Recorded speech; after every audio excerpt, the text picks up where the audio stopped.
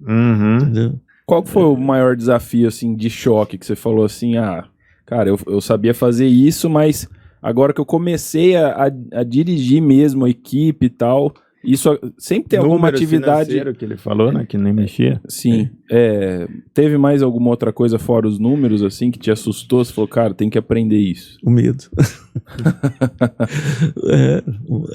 Gerenciar o desafio, dificuldade né? de fazer uma coisa que eu nunca tinha feito, né? Eu sempre fui médico de atender pessoas. E agora eu tô numa missão, depois de 95, de gerenciar uma empresa. Sim. Aí eu tive que entender como é que funcionava, aprender. Na verdade, naquele tempo você aprendia sozinho também, né? Essa é uma percepção muito real, porque o medo é o que para 99% das pessoas, só que elas dão a desculpa em outra coisa. Quando, na verdade, o impeditivo está dentro delas. É o medo. Muito legal. Então, o medo não pode ser paralisante, né? Uma vez eu escutei a pessoa falando assim, cara, eu tinha medo de abrir um negócio. Eu tinha verdadeiramente medo de empreender e tal.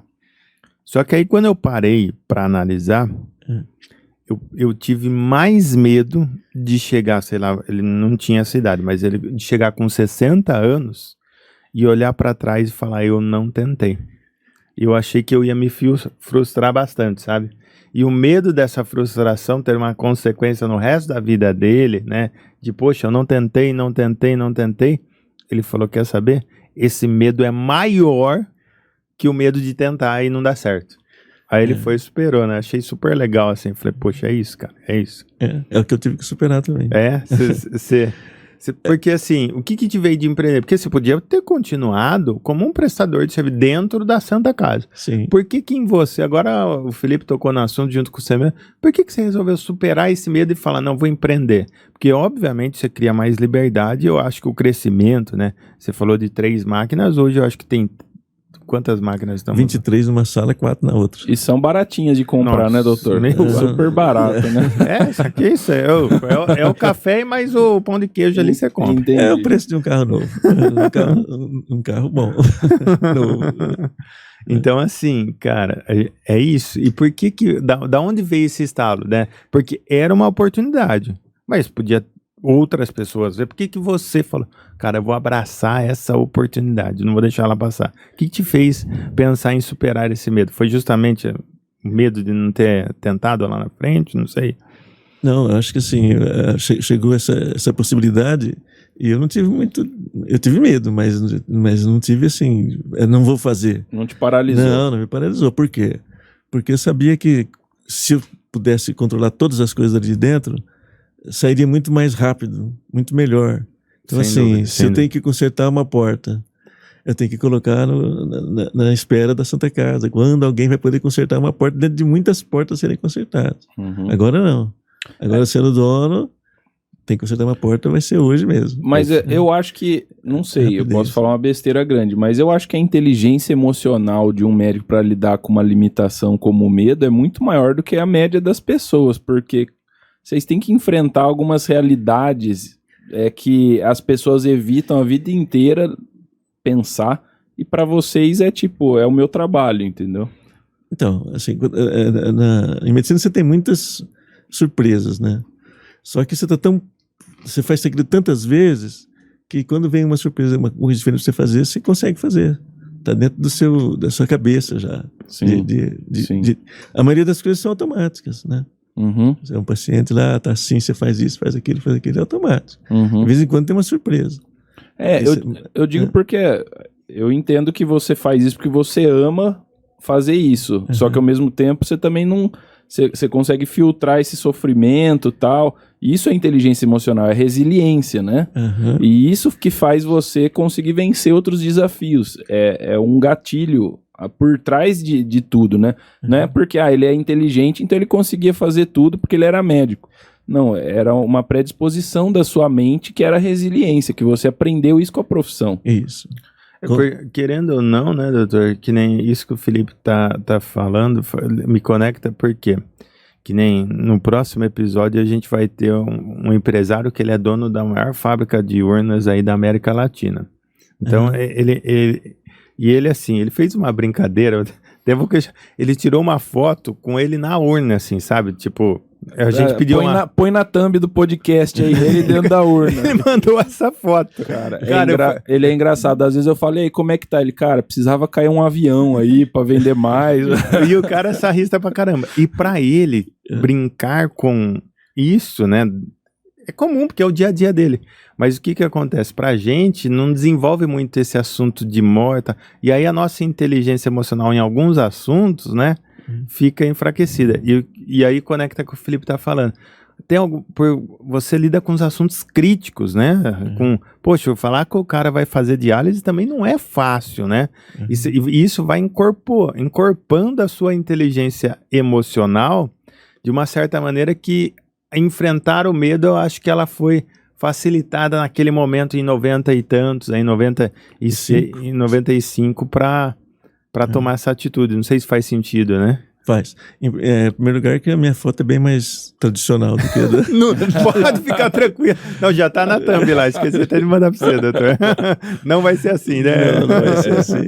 Porque a gente é treinado por uma coisa mais assim, que são sequenciais, né? A gente tá treinado a fazer essas coisas. Então, assim, apesar do treino, até hoje eu não fico bem quando tem que avisar para a pessoa que ela tem que fazer diálise.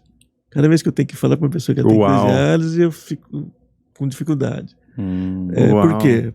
Porque você vai mudar a vida da pessoa. Em uma informação. Totalmente. E da família inteira, totalmente. Cara. E vai ter um sofrimento para essa pessoa que está recebendo a notícia, para a família, muito grande. Mas, olha que legal. Desculpa. Não, pode falar. Eu estava ontem com um empresário e a dor dele era assim: eu não consigo comunicar para os meus colaboradores que eu estou insatisfeito com o trabalho deles porque eu tenho medo de perdê-los e causar insatisfação. Então, eu vou com muito tato, eu vou com esse grau de resiliência. Como você lidava com a sua equipe quando você precisava falar, você precisava comunicar que algo precisava mudar, entendeu? Mas eu sempre fui mais tranquilo, né? Eu sempre fiz as coisas de um jeito mais suave, né? Mas assim, aquele recado que tinha que ser dado, eu dava. Mas sempre com tranquilidade, sempre chamando as pessoas, conversando. Sem medo de falar, tal. Sem medo de falar também. Às vezes conversando sobre outros assuntos primeiro, explicando as coisas, para depois chegar. E isso que... Mas assim, eu sou diferente. Não é todo médico que é assim. Não. Definitivamente, né, doutor? Pensa num exemplo de humildade, generosidade. Não, é verdade, é verdade. E isso não é porque você está aqui e assim... E isso chega antes de você chegar no lugar. É sua fama já. é uma pessoa mansa. E isso que você está falando, até de gestão de pessoas, eu vi, uma vez eu li assim, existe uma diferença entre forma e conteúdo. Às vezes, a forma que você fala, ele distorce o conteúdo. Se eu falar assim, seu abacaxi, cara, às vezes você vai ficar ofendido. E se eu falar, meu abacaxizinho... Você vai achar eu também não ia gostar de ouvir, mas tá tudo bem. Né? Mas pro meu filho, por exemplo, chamar ele nesse sentido, né? Ele vai sentir que é um elogio ou uma dura, né? Só pelo tom de voz. Só pela tom, que é a forma. Então, o que eu vejo assim, né? Olhando lá, obviamente que eu presto serviço lá pro rim, não é o dia a dia, né? A gente sabe que no dia a dia as emoções, né? São mais vai variar. Mas o que eu vejo que o doutor, esse cara, ele é manso o tempo todo. Às vezes que eu vou lá, a forma que ele fala é sempre essa. É sempre equilibrada. E isso eu acho que cria um canal de conexão muito forte com as pessoas. Não sei se eu estou falando bobagem. Não, tá falando certo. Só que assim, né? Uma coisa é você ter 6, 7, 10 funcionários que você conhece todos e sabe da vida de todos. Isso é verdade. E quando você faz reunião, você usa esse... Sabe, de repente, 36. E agora? Você não fala com todo mundo. Então, aí é onde entra a liderança, tem que treinar outras pessoas. Tem outra pessoa para poder fazer esse serviço administrativo. Mas o falar manso é uma vantagem competitiva no mundo dos negócios. Tem um provérbio bíblico que eu gosto muito. Eu não vou saber exatamente a tradução, mas o falar manso acalma a contenda. Então, é sábio falar manso. Não é sábio você o tempo todo Se você quer acalmar a contenda, você tem que falar manso. Então, vamos supor, em equipe, cara, todas as pessoas trazem os problemas de fora o tempo todo. E o gestor, ele precisa ter essa qualidade, falar manso.